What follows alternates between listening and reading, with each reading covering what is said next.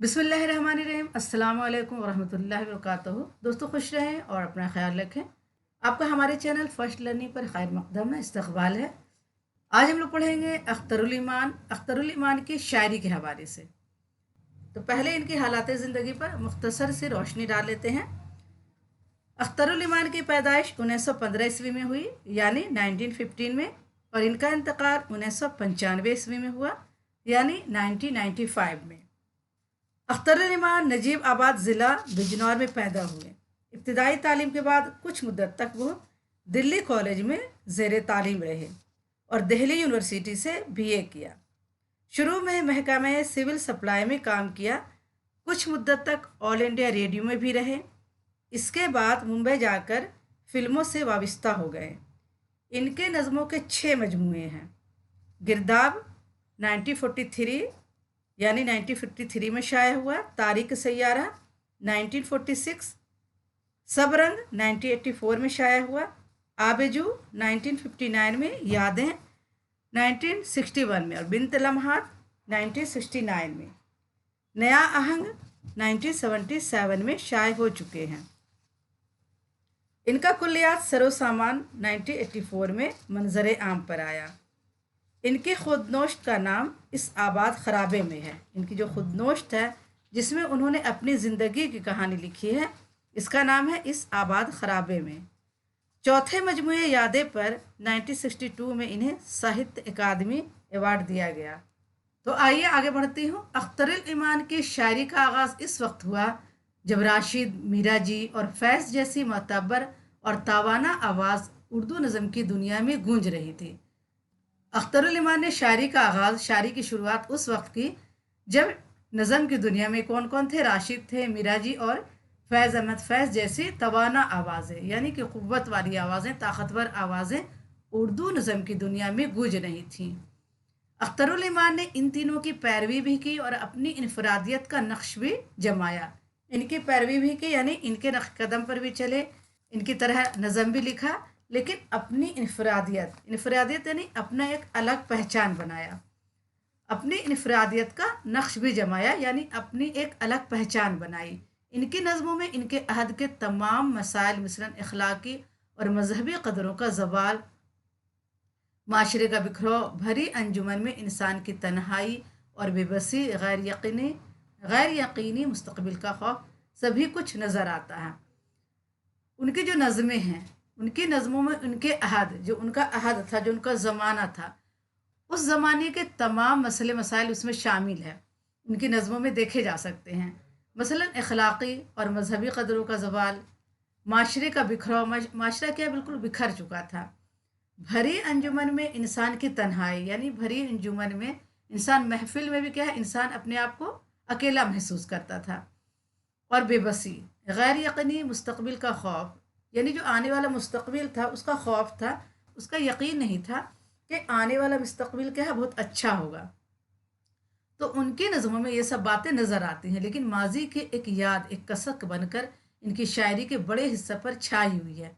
बचपन का भोलापन और इसके साथ खुददारी, होश संभालने के बाद रियाकारी और मसलहत अंदेशी से आखिरकार मुतसादिम होते हैं और एक लाजवाब नज़म एक लड़का में ढल जाते हैं। इनके जो माजी की याद थी, जो बचपन में इनकी जो यादें गुजरी है, उनके ज़िंदगी पर क्या एक कसक बनकर गुजरी है। उनकी शायरी के बड़े हिस्से पर ये छाई हुई है। बचपन का भोलापन, बचपन की सादगी और खुददारी जो बचपन की थी, और होश संभालने के बाद रियाकारी, या इंसान क्या है, झूठ बोलने लगा और उल्टे सीधे काम करने लगा। तो ये सब बातें क्या है, उनके नज़म में पाई जाती है। और इन सब बातों का जो तसादम होता है, आपस में जो दिमाग में ये सब बातें गुडमुड हो रही थी, तो उन्होंने एक लाजवाब नज़म लिखा, एक लड़का। और एक लड़का में उन्होंने ज़िंदगी की बातें बताया कि बचपन में वो लड़का कैसा था और बड़ा होकर वो लड़का कैसा बन गया। एक लड़का में उन्होंने बचपन की बातें बताई हैं और ये भी बताया है कि बचपन में वो कितने खुददार थे, कितना सादा थे, और बड़े होकर इंसान जब बड़ा हो जाता तो उसकी ज़िंदगी कितनी बदल जाती है, उसकी ज़िंदगी में कितनी रियाकारी आ जाती है, झूठ इंसान बोलता है और हर तरह के मकरू फरेब में इंसान घुस जाता है। उन्होंने एक लाजवाब नज़म लिखी, एक लड़का। नज़म का हीरो दुनिया और मामलाती दुनिया से आगाह होने के बाद जब गांव छोड़ता है तो इस लड़के को उसकी उम्मीदों और आरजुओं को कफन देकर वहीं दफना आता है। मगर वो मरता नहीं, हर कदम हर मोड़ पर इसका रास्ता रोकता है। नज़म का ये मरकज़ी किरदार हालात के हाथों मजबूर किसी की खुशामद करता है और किसी के आगे दस्त सवाल दराज करता है।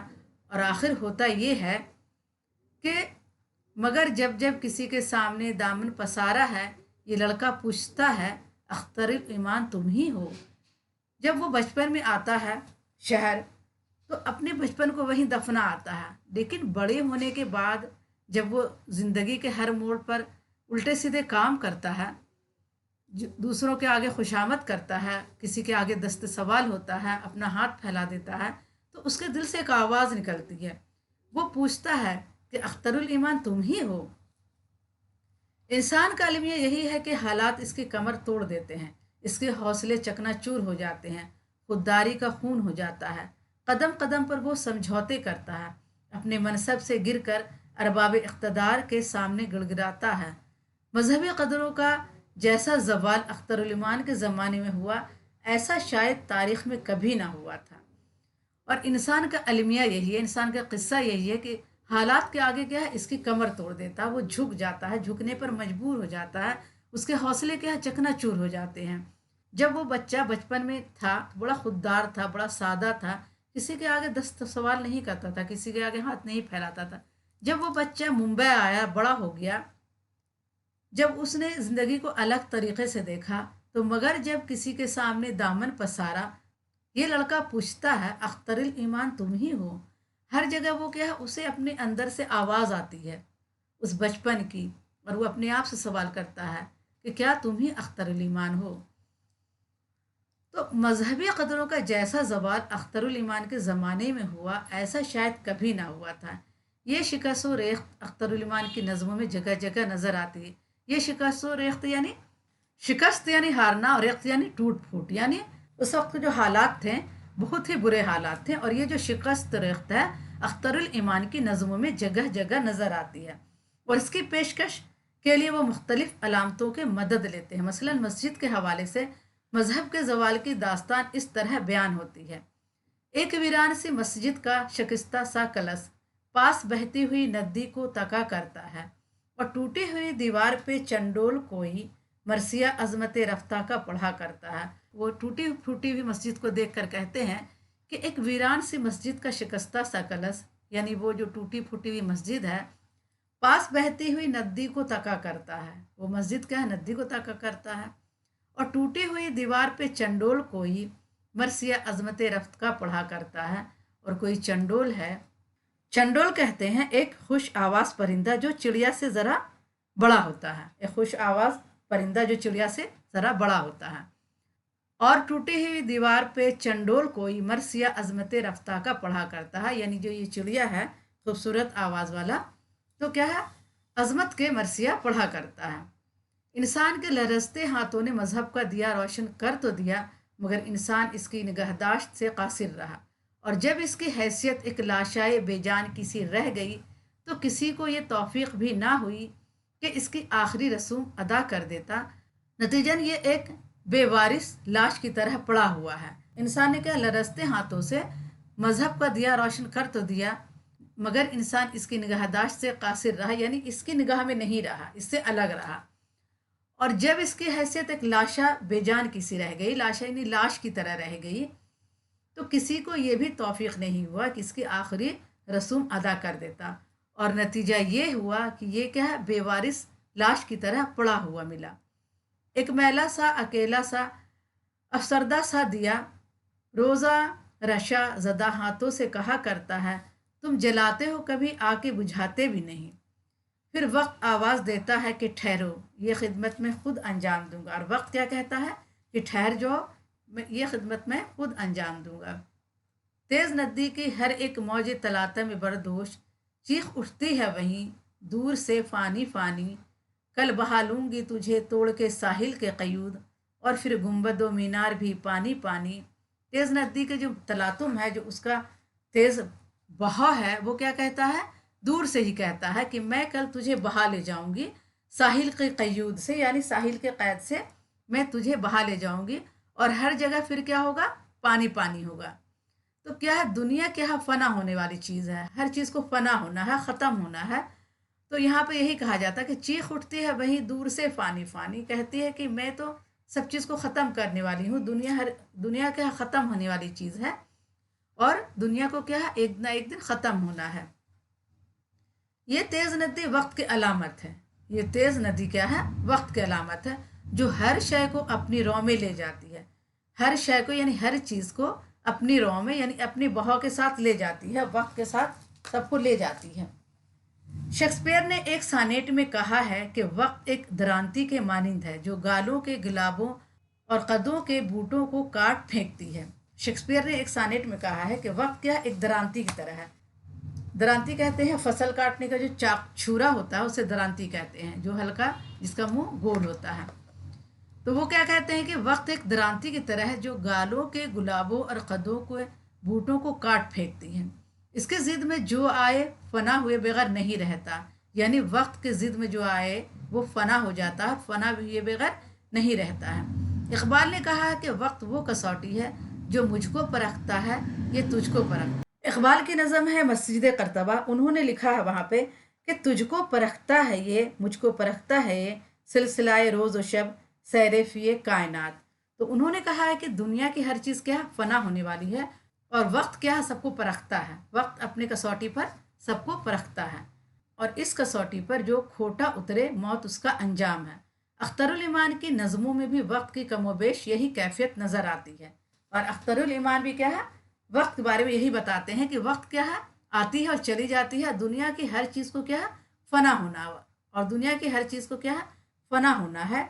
दुनिया की हर चीज़ फना होने वाली है, जिसका उरूज है उसको ज़वाल आना है, और जो अभी शुरू हुआ उसको ख़त्म होना है। बल्कि वक्त के बारे में उन्होंने जो कुछ कहा है उसे भी नज़र में रखना ज़रूरी है। फरमाते हैं, मेरी नज़मों में वक्त का तसव्वुर इस तरह मिलता है जैसे ये भी मेरी ज़ात का एक हिस्सा है, और ये तरह तरह से मेरी नज़मों में मेरे साथ रहता है। कभी ये गुज़रे हुए वक्त का अलामिया बन जाता है, कभी खुदा बन जाता है, और कभी नज़म का एक किरदार। ये एक ऐसी जिंदा व पाइंदा ज़ात है जो अनंत है, यानी जिसका कोई अंत नहीं है। अख्तरुल ईमान वक्त की पादशाही को तस्लीम करते हैं, और इनकी बहुत सी नज़मों में इसका एतराफ़ पाया जाता है, इसका एतराफ़ पाया जाता है, यानी इसे ये कबूल करते हैं कि वक्त सबका एक सा नहीं होता है, वक्त आता है और चला जाता है। वक्त के जबर को उन्होंने अपनी ज़ात ज़िंदगी में भी बहुत अच्छी तरह देखा और इसके जुल्म सहे। शायद जमूद में यही कर्ब नुमाया है, और जमूद इनकी नज़म है, और उनमें क्या है, वक्त के बारे में ही उन्होंने बताया है। दिल पे अंबार है खूं गश्ता तमन्नाओं का, आज टूटे हुए तारों का ख्याल आया है, एक मेला है परेशान सी उम्मीदों का, चंद पुजमर्दा बहारों का ख्याल आया है, पाँव थक थक के रहे जाते हैं मायूसी में, पुरमहन राह गुजारों का ख्याल आया है। अख्तरुल ईमान का तर्ज इजहार कदीम और जदीद के संगम पर वाक़ हुआ है। अख्तरुल ईमान का तर्ज इजहार यानी जो लिखते हैं, जो उनके लिखने का अंदाज है, कदीम और जदीद के संगम पर वाक़, यानी उनका जो लिखने का तरीक़ा है वो कदीम और जदीद के संगम पर वाक़ है, यानी कदीम यानी पुरानी और जदीद यानी नई, दोनों तर्ज तरीक़ों को वो लेकर चले हैं। इनके यहाँ एक तरफ रवायत की पाबंदी नज़र आती है, तो दूसरी तरफ इससे इनहराफ, एक तरफ क्या रिवायत की पाबंदी करते हैं और दूसरी तरफ इससे इनहराफ करते हैं, यानी इसके खिलाफ हो जाते हैं। उन्होंने आज़ाद नज़म के हैयत को गिनी चुनी चंद नज़मों ही में इख्तियार किया है।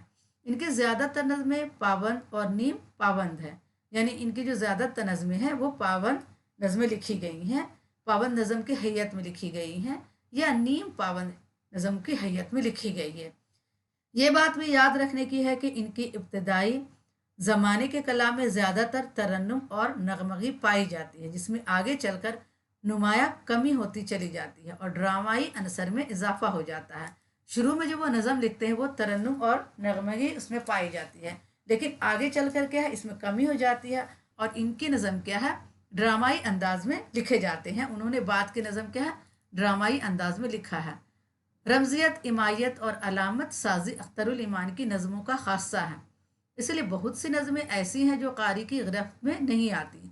बाज़ नज़मों के माने तो एक दो बार पढ़ने के बाद वाज़ह हो जाते हैं, लेकिन ऐसी नज़मों की तादाद भी कम नहीं जो बार बार पढ़ने और गौर करने के बावजूद समझ में नहीं आती। अख्तरुल ईमान की जो नज़में हैं, बाज़ नज़मों में तो क्या है, एक दो बार पढ़ने के बाद नज़म समझ में आ जाती है, लेकिन बाज़ नज़में ऐसी हैं कि कई बार भी पढ़ने के बाद, कई बार गौर व फिक्र करने के बावजूद क्या है, समझ में नहीं आती हैं। शायरी के लिए ये ज़रूरी भी नहीं कि वो आसानी से समझ में आ जाए, बल्कि बाज़ नक़ादों का तो कहना है कि शायरी हर किसो नाकिस के आगे अपने चेहरे से नकाब नहीं उठाती। शायरी इतनी आसान भी नहीं होती है कि सबको समझ में आ जाए, और बाज़ नक़ाद ये कहते हैं कि इतनी शायरी इतनी आसान चीज़ नहीं है कि हर किसी के सामने अपने चेहरे के नकाब उठा दे, यानी वो सबको समझ में आ जाए। अख्तरुल इमान के नक़ादों का ख्याल है कि अपनी शायरी के इब्तदाई ज़मान में वो फ़नी तदाबीर से ज़्यादा काम लेते थे और पैकर साजी की तरफ इनकी तवज्जो ज़्यादा थी। यानी फ़नी तदाबीर यानी जो फ़न था, लिखने का जो तरीक़ा था, जो बनावट था, उससे ज़्यादा काम लेते थे। और पैकर साजी, पैकर होता है तस्वीर बनाना, पैकर साजी की तरफ इनकी तवज्जो ज़्यादा थी। यानी वो किसी चीज़ की क्या है, पूरी खाका उतार देते थे, किसी चीज़ का तस्वीर खींच देते थे अपनी नज़म में। इनके नज़मों के गहरे मुताले से इसकी तस्दीक भी हो जाती है। मुलाज़ा हो चंद मिसालें। नर्म शाखों को थपकते रहे अय्याम के हाथ, तन्हाई उनकी नज़म है, उनका है। दब गया नींद की बाहों में कोई हश्र खराम, चांद ने बोई थी जो किरणें वो मुरझा भी गईं, सो गईं खाक पे शबनम के तमाचे खाकर, कलियां जो खिलने ही वाली थीं वो कुम्हला भी गईं। नींद से पहले उनकी नज़म का नाम है। जिस जगह रात के तारीक कफन के नीचे माजी व हाल गुनहगार नमाजी की तरह अपने आमाल पे रो लेते हैं, अपने आमाल पे रो लेते हैं चुपके चुपके, ये इनकी नज़म मस्जिद का है। वक्त गुजरने के साथ साथ अख्तरुल इमान की शायरी में पुख्तगी पैदा होती जाती है। वो बयानिया और फिर ड्रामाई इजहार की तरफ मुतवज्जह होते हैं। वज़ीर आगा ने इस ख्याल का इजहार किया है कि तारीख सियारा वज़ीर आगा ने इस ख्याल का इजहार किया है कि तारीख सैयारा से अख्तरुल इमान के यहाँ एक तब्दीली नमूदार होती है। समाजी मसाइल की तरफ इनकी तवज्जो बढ़ जाती है और इजहार में फ़लसफ़ियाना अंदाज पैदा हो जाता है। अब वो पुरानी पुरसरार फ़िज़ा बाकी नहीं रहती, इस्तदलाली असलूब रमज़ियत व इमायत की जगह ले लेता है। अब एक उखड़ी उखड़ी सी कैफियत और खुरदरापन पैदा हो जाता है। दरअसल वो अपने इर्द गिर्द की ज़िंदगी को जैसा बेकैफ पाते हैं, उसको ऐसे अंदाज में पेश करने की कोशिश करते हैं। कारी के दिल में इस माहौल के ख़िलाफ़ एक तरह की नफ़रत और कराहियत पैदा हो जाए। मुंदरजा झैल से ये हकीकत वाज़ा हो जाती है। वो क्या कहते हैं कि जो भी देखते हैं समाज में, अपने सामने जो भी देखते हैं, जो भी समाजी मसले मसाइल हैं जो उनके सामने हो रहे हैं, वो उसे उसी अंदाज में लिखना चाहते हैं, उसी अंदाज में लिख देते हैं, ताकि पढ़ने वाला जो कारी है उस वक्त के माहौल के ख़िलाफ़ हो जाए, उसे उस माहौल से नफ़रत पैदा हो जाए। दोस्तों, इस मौजू पर आगे बढ़ने से पहले मैं आपसे गुजारिश करूंगी कि आपने अगर हमारे चैनल को अभी तक सब्सक्राइब नहीं किया है तो प्लीज़ हमारे चैनल को सब्सक्राइब करें, लाइक करें और अपने दोस्तों को ये वीडियो ज़्यादा से ज़्यादा शेयर करें, ताकि हमारी वीडियो की व्यूज़ बढ़े, रीच बढ़े और हमारी हौसला अफजाई हो। क्योंकि मैं ये वीडियो बहुत मेहनत से बनाती हूँ और आपके लिए पूरे टॉपिक जमा करती हूँ, उसे पढ़ती हूँ, फिर आपको पढ़ाती हूँ। तो प्लीज़ हमारे चैनल को सब्सक्राइब और लाइक ज़रूर करें। मैं आपके लिए मेहनत करती हूँ, तो आपका भी इतना फ़र्ज़ बनता है कि आप एक लाइक सब्सक्राइब तो कर ही सकते हैं। और आपसे एक गुजारिश ये भी है कि आप हमारे चैनल से जुड़े, हमारे चैनल का ज्वाइन बटन ले। ज्वाइन बटन लेने से आपको ये फ़ायदा होगा कि आपको जो भी नोट्स का PDF चाहिए, मैं उस नोट्स का आपको PDF दूँगी। तो प्लीज़ हमारे चैनल से जुड़े और हमारे चैनल का ज्वाइन बटन ले। ज्वाइन बटन सिर्फ 89 रुपीज़ का है। प्लीज़ 89 रुपीज़ तो आप लोग इधर उधर खर्च कर देते हैं, तो प्लीज़ 89 रुपीज़ का ज्वाइन बटन ज़रूर लें। सारी है बेरब्त कहानी, धुंधले हैं अवराक, कहाँ है वो सब जिनसे जब थी पल भर की दूरी भी शाक, कहीं कोई नासूर नहीं, गोहायल है बरसों का फराक, कराम फरामोशी ने देखो चाट लिए कितने मिशाक, खुली तो आखिर बात असर की इस आबाद खराबे में, देखो हमने कैसे बसर की इस आबाद खराबे में।